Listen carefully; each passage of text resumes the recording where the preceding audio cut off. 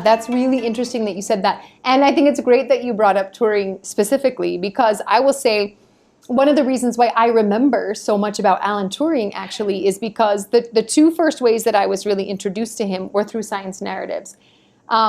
There was a science podcast that I was listening to many years ago, actually, but it was talking about emergent theory is really what it was talking about. But there was a section in there about Turing and his work, right? And so that was just the first time. At the time, I didn't know who he was. I just hadn't done my research on him.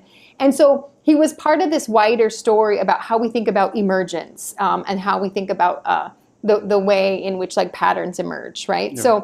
So there was that, right? I didn't just get like, okay, here's Alan Turing, here's what he developed, here's what his ideas. Maybe I had heard of him and those ideas had just fallen out of my head. But this story, right? And then, of course, there's this film in which he's in... The Imitation Game. Thank you, The Imitation Game. Now, I know that's different because that's fictional. And so we have to be a little bit careful about how we're thinking about fictionalized accounts of science and how that helps us remember science.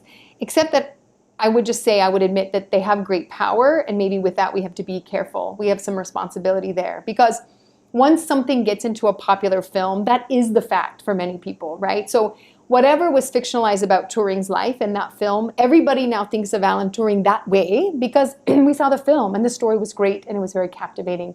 But to your point, like I will say, yes, like there's something about, I think that you're talking about this textbook, which I think sounds fascinating, that it's humanizing the science and it's putting a sort of narrative around it and maybe also helps us understand like who are these scientists and how does science work, that I think is really important.